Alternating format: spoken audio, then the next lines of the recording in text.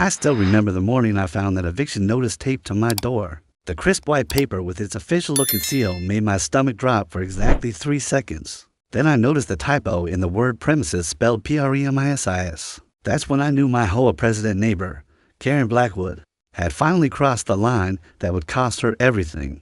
My name is David Morrison, and I moved to Maple Grove Estates 18 months ago. What followed was an epic clash with a neighborhood despot, a tangle of fraudulent schemes, and a courtroom showdown that liberated our community. This is the tale of how I dismantled Karen's reign and secured my place in my forever home, Maple Grove Estates was a vision of suburban bliss when I first arrived. Towering elms lined the streets, casting gentle shadows over neatly trimmed yards.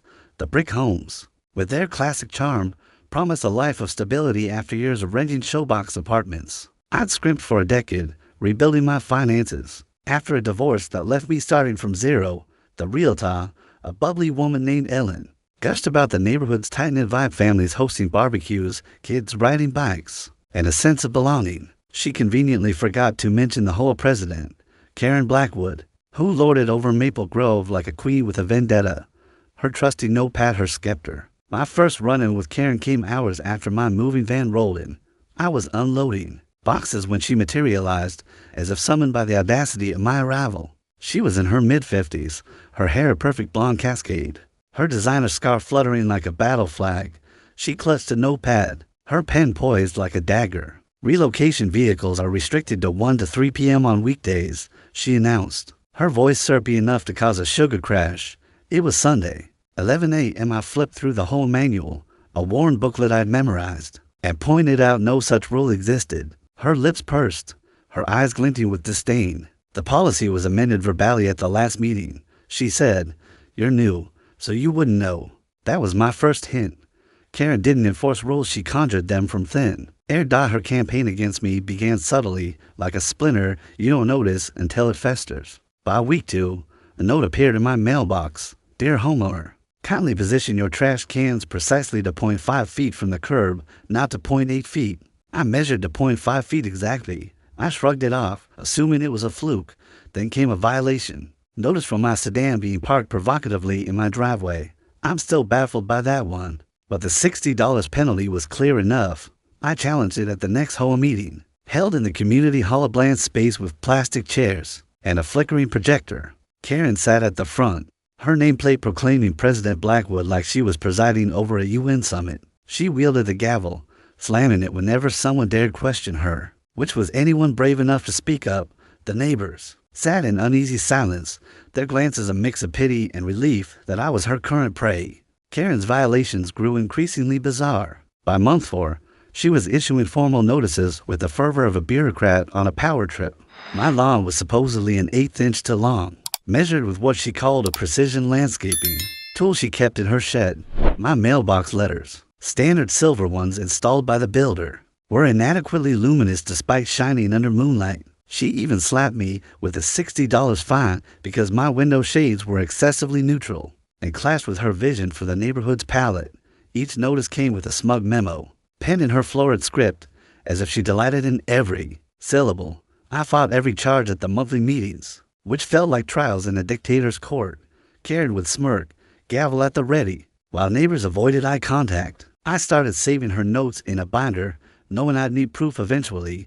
After one meeting, Clara Thompson, a retired nurse from across the street with a penchant for knitting, caught me outside.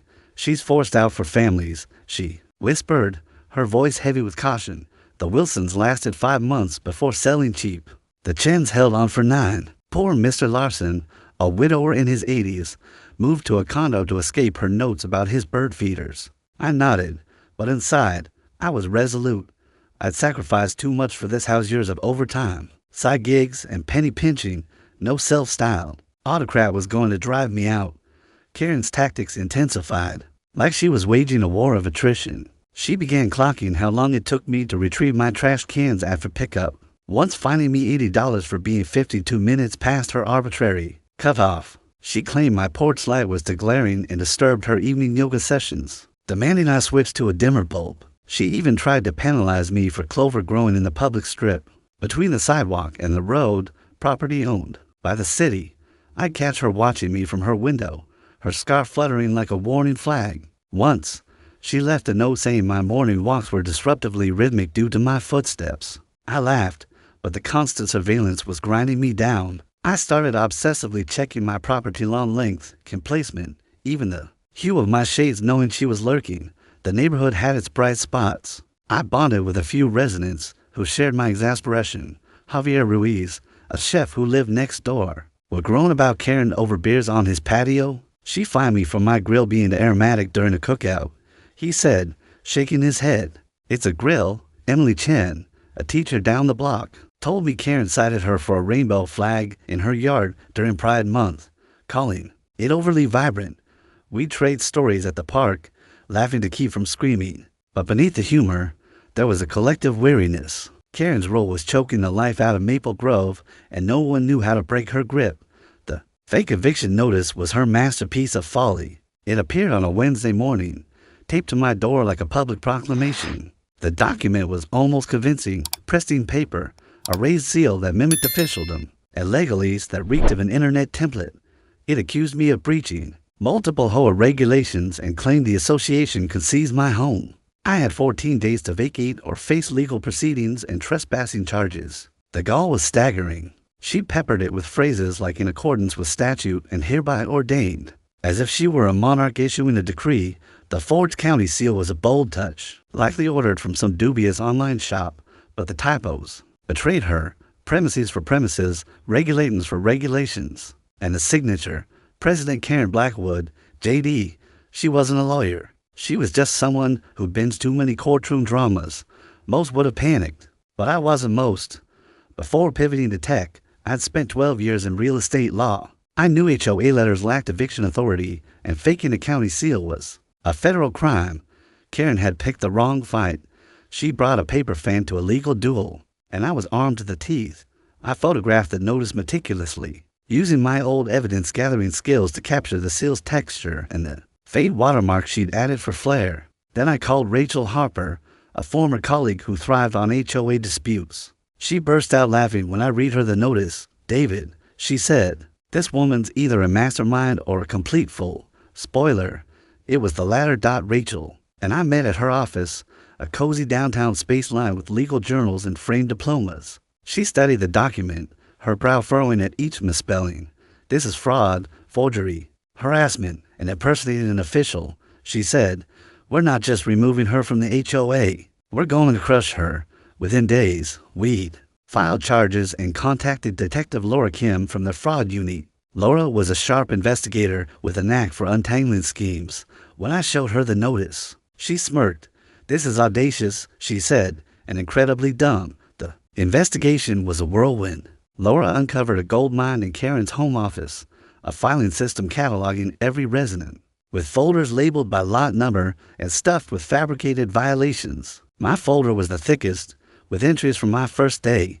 She devised a scoring system, labeling me a tier for offender for unspecified crimes. There were charts tracking trash can retrieval times, lists of unacceptable window treatments, and a draft of a fake lien against another neighbor for planting tulips she deemed a bulb. Laura shook her head.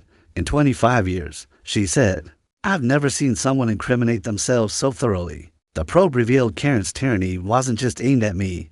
The Wilsons, who'd sold their home at a loss, had faced daily citations for everything from unapproved fence staying to excessive laughter. At a family picnic, the Chens logged 180 incidents in 9 months, including a fine for their son's kite being too geometric.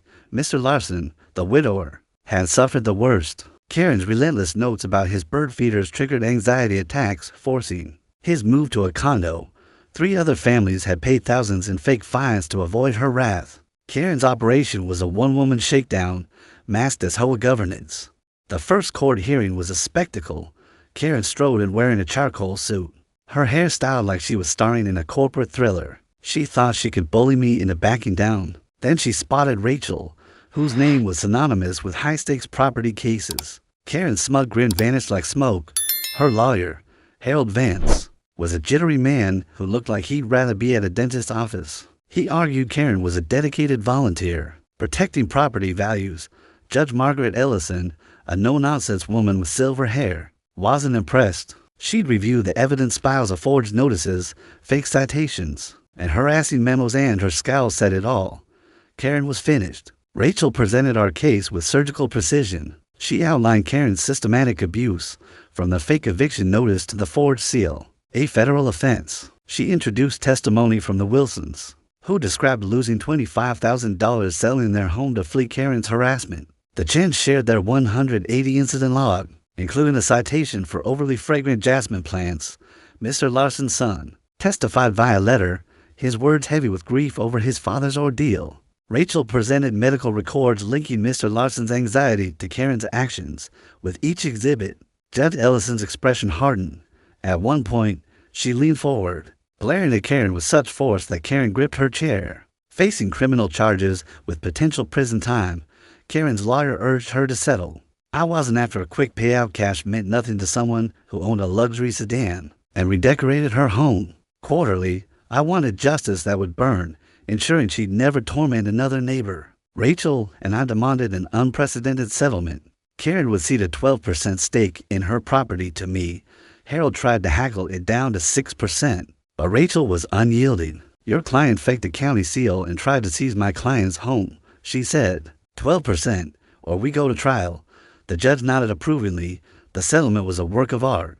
Karen, who tried to oust me, now owed me rent on her own home. The legal papers, crafted by Rachel, were ironclad, making me a partial owner with rental rights to her property's value. The monthly sum, based on local market rates, was $2,100. Every check Karen wrote was a reminder of her defeat. The court also stripped her HOA presidency and barred her from any leadership role in any homeowners association for life. Judge Ellison's words were searing.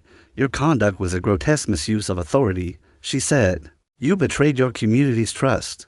People like you give HOA letters their bad name. The judge went further, ordering Karen to personally apologize to every resident she targeted, door to door, with a court-appointed overseer documenting each visit. Watching her approach my door, her hands shaking as she handed me a typed apology, was a moment I'll cherish forever. Her voice was barely a whisper, her eyes glued to the ground. The overseer, a stern woman named Diane, jotted notes as Karen muttered, I regret any inconvenience caused. I smiled and shut the door. It was sweeter than any dessert. Word of Karen's downfall spread through Maple Grove like a summer breeze. Neighbors who cowered under her reign suddenly felt free. At the next HOA meeting, stories poured out. Javier shared how Karen fined him for a Puerto Rican flag in his yard during a cultural festival, calling it too festive. Emily revealed Karen measured her daughter's chalk art, deeming it excessively cheerful and issuing a $90 fine. Everyone had a Karen tale, and they were finally unafraid to share. The neighborhood felt like it was awakening from a long slumber. Karen tried to maintain her composure, but it was futile. Every walk to her mailbox drew stares. Every check she wrote me was a public reckoning. She started leaving her house at dawn, shopping before the neighborhood woke to avoid whispers. I funneled every cent of her rent into the Maple Grove Legal Defense Fund, a nonprofit to aid residents against HOA abuse. The fund's charter, publicly filed, credits donations from Kay Blackwood as a seed money. She lives knowing her funds protect others from her kind.